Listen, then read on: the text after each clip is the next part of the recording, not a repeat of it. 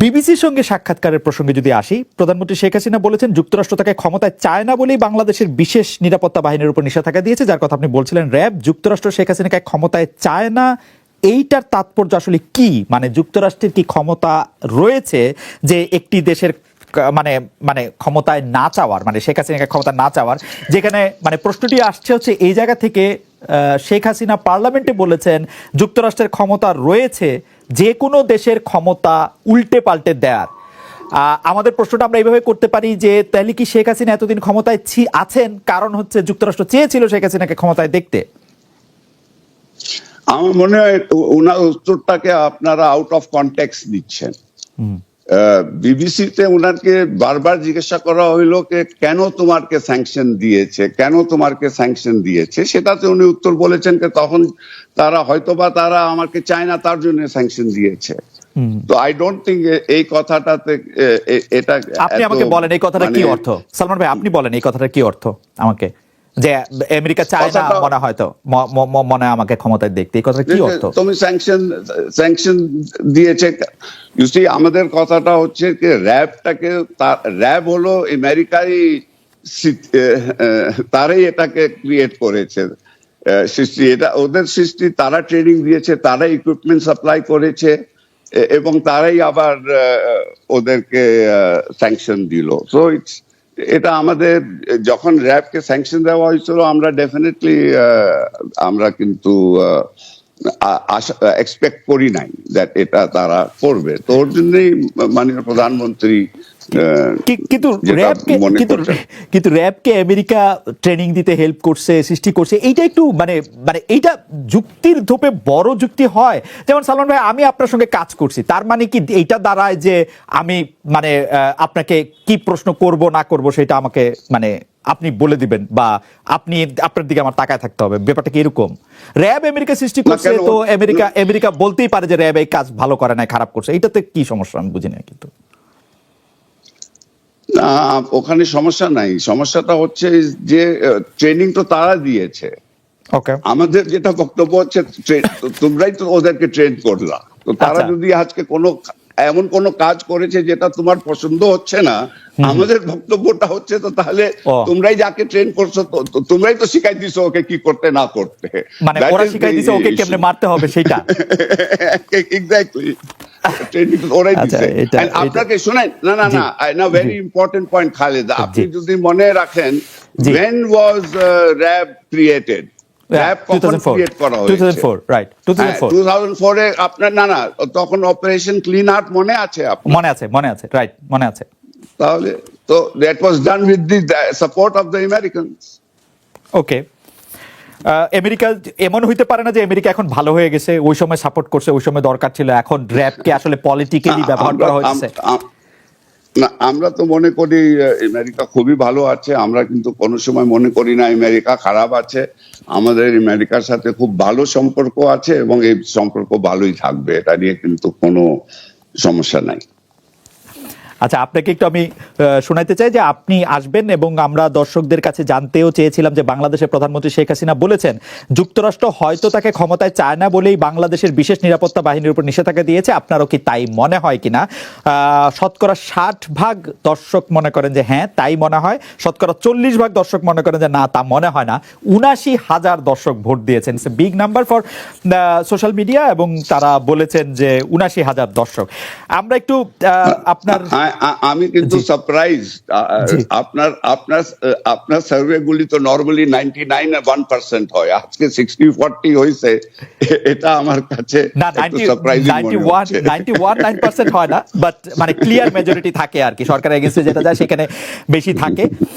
Definitely আমি একটু bank পরিস্থিতির মধ্যে আসি, যে আমরা যদি একটা ঘটনার দিকে তাকাই, 2022 সালে ইসলামী ব্যাংক যখন বিপদে পড়ে তখন নানা ধরনের রিপোর্ট সেখানে আসতে থাকে।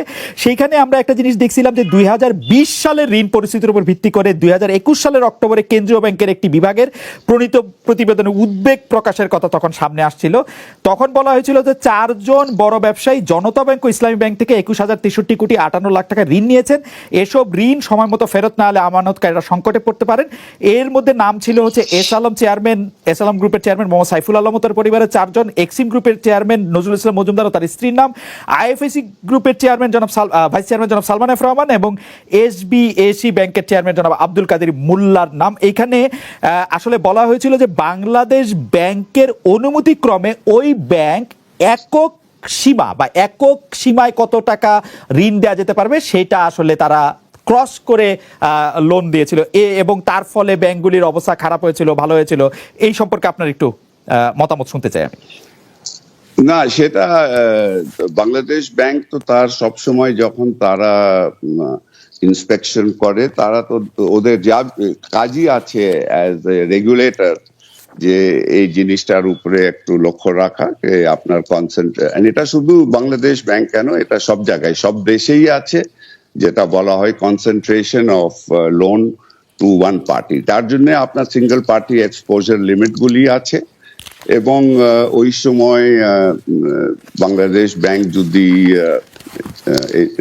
তার রিপোর্টে they may have found this and that is why they published it. এটা and correctly তারা জনতা ব্যাংকের ম্যানেজমেন্টকে বলেছে this is তোমরা ডেফিনেটলি, ওরা বলে নাই কি এরা কেউ ঋণ ফেরত দিচ্ছে না, তারা বলেছে কারেক্টলি দ্যাট যদি এরা ঋণ ফেরত না দিতে পারে তাহলে তোমার ব্যাংকটা কিন্তু বিপদে পড়ে যেতে পারে, যেহেতু কনসেন্ট্রেশন হচ্ছে। তো সেটা টাইমলি তারা ব্যাংক ম্যানেজমেন্টকে জানাইছে যে তোমরা এটাকে এটার সমস্যাটাই তোমরা কেয়ারফুল হও, সতর্ক হয়ে যাও, আর ভবিষ্যতে যেন এই ঋণটা কনসেন্ট্রেশন তোমরা কমাইতে পারো। তো এটা কিন্তু একটা স্বাভাবিক, আই ডোন্ট থিঙ্ক এটা নিয়ে কিন্তু this is the regulators proper job which they have been doing. Okay, আমি এইটার একটু সাপ্লিমেন্টারি প্রশ্ন করতে চাই যে ইসলামী ব্যাংক মানে একটা বিপদে পড়ছে এবং বলা হয় যে ইসলামী ব্যাংকে আসলে সরকার এবং সরকার সংশ্লিষ্ট যারা লোকজন আছে তারা এটার মধ্যে ঢোকার পরই আসলে ইসলামী ব্যাংকের মানে যেটাকে বলে হচ্ছে ডাউন গ্রেডেশন শুরু, এবং ইসলামী ব্যাংক আসলে বারবার একটি গ্রুপের নাম আসছে, এস আলম গ্রুপ সহ আরো কয়েকটি কারণে, বিশেষ করে এস আলম গ্রুপের কারণে আসলে ইসলামী ব্যাংকের একটা খারাপ অবস্থা তৈরি হয়েছে। আপনি কি একটু মন্তব্য করবেন ইসলামী ব্যাংক নিয়ে? এখানে যেটা আছে, আমি মন্তব্য যেটা করবো ইজ দ্যাট যেটা বাংলাদেশ ব্যাংক যে কথাটা বলেছে, because it is basically Bangladesh ব্যাংকের দায়িত্ব অ্যাজ এ রেগুলেটর যে কোনো ব্যাংকে এই ধরনের কোনো জিনিস যখন বের হয় তাদেরই কাজ হলো to do the inspection and take the necessary remedial steps. তো ইসলামিক ব্যাংকের ব্যাপারে আপনারা জানেন বাংলাদেশ ব্যাংক পাবলিকলি বলেছে যে তারা দেখেছে যেখানে যেখানে তারা ইররেগুলারিটি পেয়েছে, তারা ব্যাংকের কর্তৃপক্ষকে বলেছে যে এটাকে তোমরা ঠিক করো, সলভ করো। এবং ডাইরেক্টলি আমি কিন্তু বাংলাদেশ ব্যাংক থেকে আমি কিন্তু এস আলম গ্রুপের কোনো অ্যালিগেশনটা আমি শুনি নাই। এখন খবরের কাগজ না, আমি খবরের কাগজ না, আমি আসলে কাগজ বলতেছে না, খবরের কাগজ ছাড়াও যদি আমি বলি, ইসলামী ব্যাংকের যে 30 জন শীর্ষ ঋণ গ্রহীতা ছিল তার মধ্যে হচ্ছে যে যাদের 3 জনের কাছে সবচেয়ে বেশি ঋণ ছিল বা সবচেয়ে বেশি লোন ছিল সেই 3টা কোম্পানি হচ্ছে এস আলমের।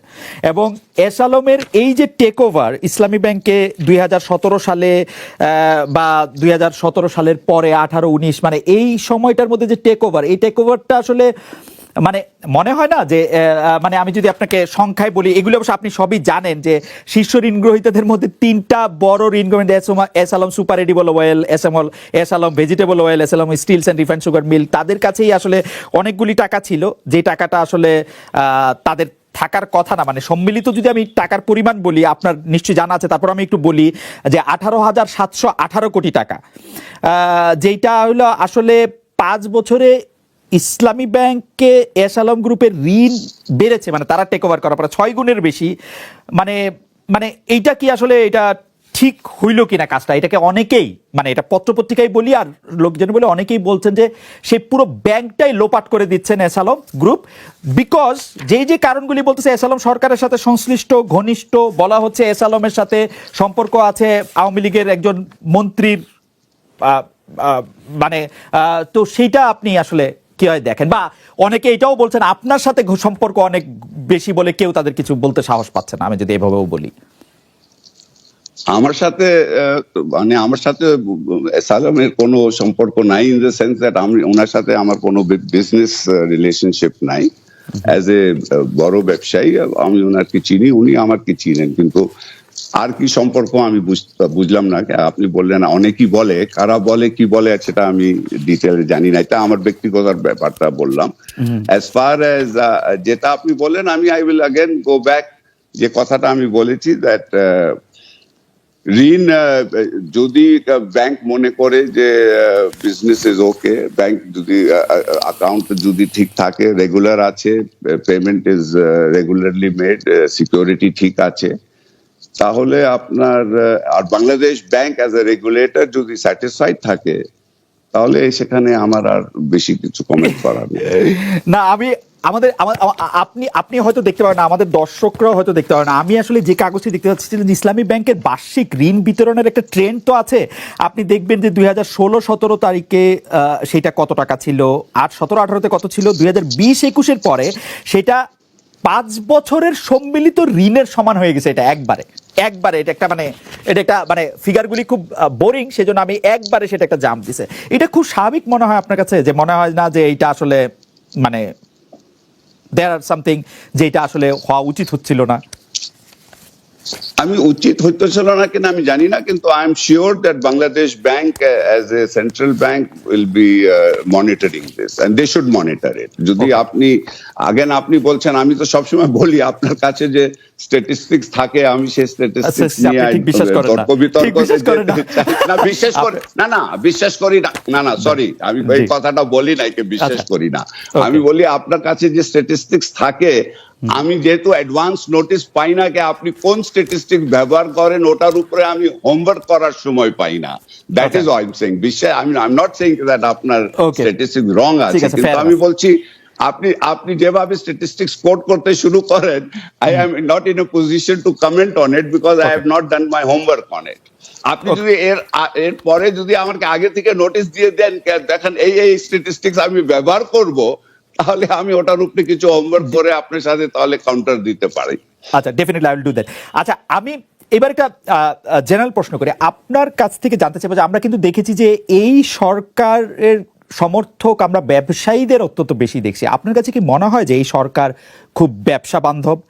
এই প্রশ্ন কেন করছি তারও একটা কারণ আছে। আমি প্রশ্নটা শেষ করি যে 2009 সালে আওয়ামী লীগ যখন সরকার গঠন করে, তখন খেলাপি ঋণ ছিল 22,481 কোটি টাকা। আর্থিক খাত কেলেঙ্কারি, ঋণ খেলাপিদের সুযোগ দেওয়ার পর সেই খেলাপি ঋণ বেড়ে এখন হয়েছে 1,25,257 কোটি টাকা, অর্থাৎ 6 গুণ বাড়ছে। একটা ব্যবসা বান্ধব সরকারের কি এরকম হওয়ার কথা? যে মানে বোঝাই যাচ্ছে যে ব্যবসায়ীরা আসলে খুব ভালো অবস্থায় হয়তো নাই। জনাব সালমান আফরোজ, আমাকে আপনি বলেন দ্যাট আপনি যে বলছেন স্ট্যাটিস্টিক্স যে বললেন যে আপনার ঋণ খেলাপি বাড়ছে 6 গুণ, তো আপনি প্লিজ আমাকে বলেন অ্যাডভান্সেস, টোটাল ব্যাংক অ্যাডভান্সেস কয় গুণ বাড়ছে?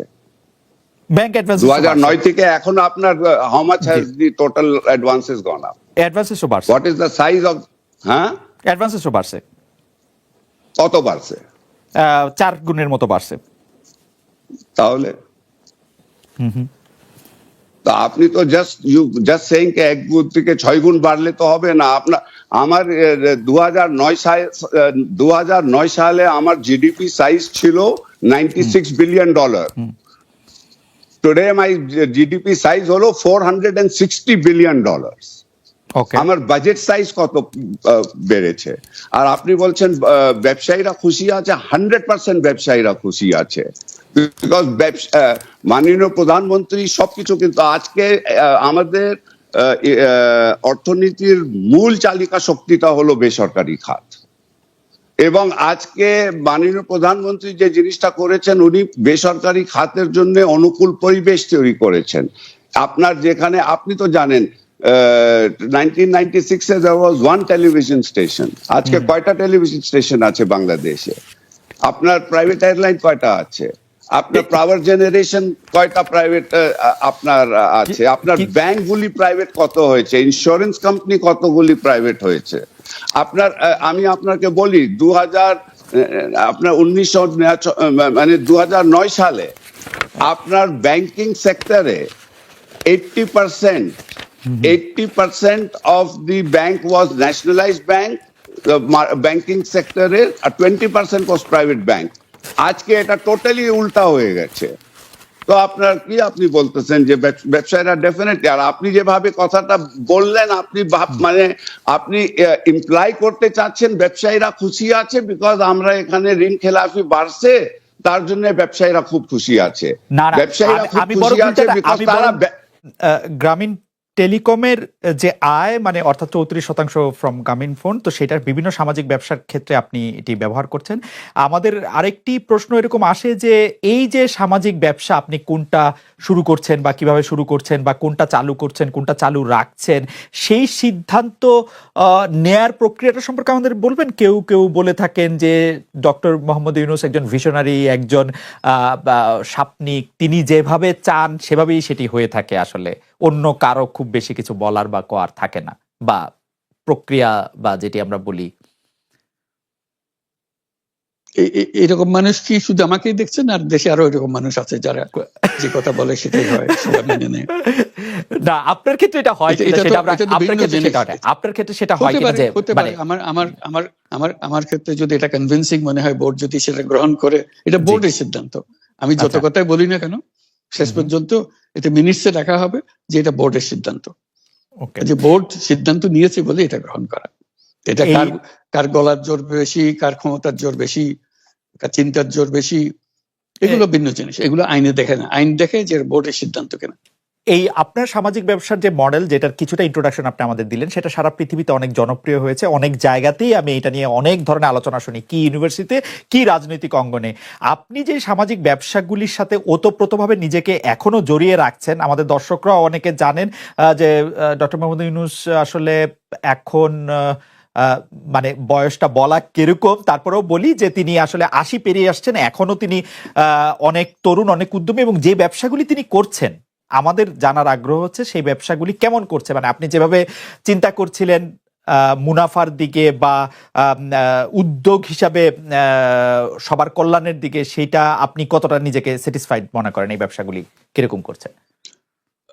আমি খুব উৎসাহিত বোধ করি যে সারা দুনিয়া থেকে যে প্রবল সাড়া পাচ্ছি, এটার জন্য বিভিন্ন দিকে এটা আসছে। আজকে বাংলাদেশ হলো এটার কেন্দ্রভূমি, সবাই তাকিয়ে থাকে আমরা কি বলছি, কিভাবে করছি, আমাদের কথা, আমাদের কাজ অনুসরণ করে।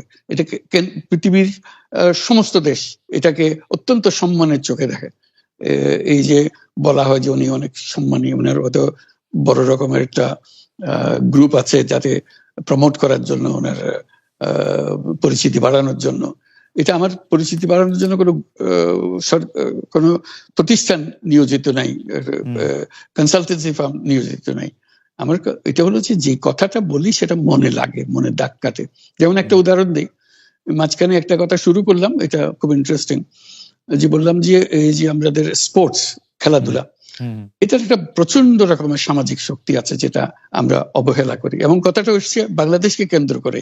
আমি বলি যে বাংলাদেশে যখন আমাদের ফুটবল কাপ, ওয়ার্ল্ড কাপ হয়, বাংলাদেশের গ্রামে গঞ্জে শহরে বাড়িতে নানা দেশের পতাকা ওড়ে। আমার কাছে মজা লাগে, এত দেশের পতাকা ওড়ে, গ্রামে যারা চেনে না জানে না এরকম দেশের পতাকা ওড়ে। শুধু তাই নয়, তার একটা নিজস্ব ফেভারিট ক্লাব আছে, যে ক্লাবের জন্য সে জান দিয়ে দিতে চায়, একেবারে উদ্বিগ্ন থাকে কি হচ্ছে না হচ্ছে, জিতলে কিরকম জয় জয়কার হয়ে যায়, আর হারলে কিরকম কান্নাকাটির রোল পড়ে যায়। আমরা যে এটা কেন হয়, যে লোককে চেনে না, সে কোথায় ব্রাজিল, কোথায় আর্জেন্টিনা, নাম শুনে নেই কোনোদিন, কিন্তু তার জন্য জান পড়া। আমরা যেটা হলো তার একটা মস্ত বড় শক্তি, এই যে আকর্ষণ করতে পারে, মানুষকে আকর্ষণ করতে পারে। কিন্তু এই শক্তিটা আমরা বাণিজ্যিক ব্যবহার করি, মুনাফার কাজে ব্যবহার করি, এন্টারটেইনমেন্টের ব্যবহার করি, কিন্তু সামাজিক কাজে ব্যবহার করি না। এই কথা বলতে আরম্ভ করলাম, অনেকে শুনতে আরম্ভ করলো। তা আমাকে প্রথম রিও অলিম্পিকে দাওয়াত করা হলো এই বিষয়ে, অলিম্পিক কমিটিকে বলার জন্য, যে যেহেতু লেখালেখি হচ্ছে, পত্রপত্রিকা বিষয়টা আসছে। তা আমি গেলাম, বললাম, অনেকে পছন্দ করলো বিষয়টা, যে তারা কোনোদিন চিন্তা করে না যে স্পোর্টস দিয়ে একটা সামাজিক শক্তি দাঁড় করাতে পারে, সামাজিক ব্যবসা সৃষ্টি হতে পারে। তখন ফ্রান্স থেকে আমাকে আলাদা করে দাওয়াত করলো সেদিন, এইখানে রিওতেই, ওখানে এন হিদালগো প্যারিসের মেয়র, আরো বিশদভাবে জানার জন্য।